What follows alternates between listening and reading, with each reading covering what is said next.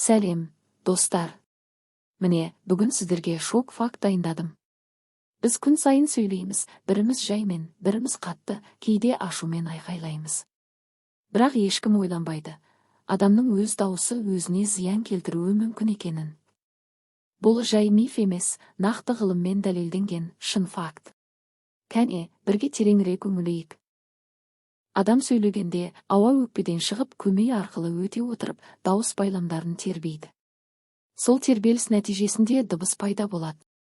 Бұл процесс қарапайым естілгенімен, оның артында өте күрделі физиологиялық механизм жатыр. Әр адамның дауысы бірегей.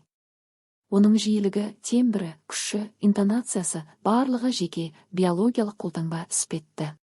Бұл ерекшеліктер адамның анатомиясымен, дауыс байламдарының ұзындығымен, тыныс алу жолдарының құрылымымен тығыз байланысты. Алайда адамның дауысы тек дыбыс емес, ол физикалық күшке ие. Егер дауыс өте жоғары децибелмен шықса, ол айтарлықтай зиян келтіруі мүмкін. Мысалы, теория жүзінде 120 децибелден жоғары шыққан дауыс толқындары адамның есту қабілетіне ғана емес, ішкі мүшелеріне де қауіп төндіре алады. Әскери салада қолданылатын акустикалық қару да дәл осы принципке негізделген, дыбыс толқыны арқылы жаудың сана сезімін шатастырып, физикалық зақым келтіреді. Енді елестетіп көріңіз, адамның өз дауысы, егер ол ерекше жағдайларда күшейтілсе, немесе белгілі бір жиілікте қолданылса, осындай күшке ие болуы мүмкін. Дауысты шамадан тыс қолдану да өз денсаулығыңызға зиян.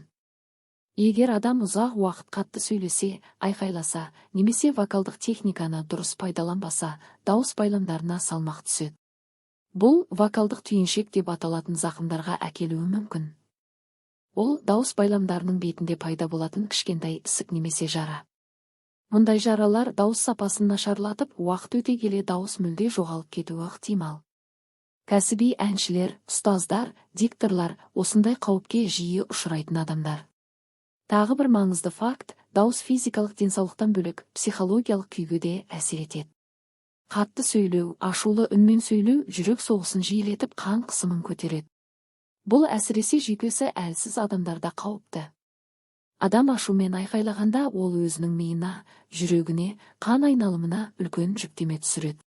Тіпті кей жағдайда қатты ашумен айқайлағаннан кейін ми тамырлары жарылып, инсультке ұшырау жағдайлары тіркелген. Сонымен қатар адам дауысы айналадағы адамдарға да әсер етеді.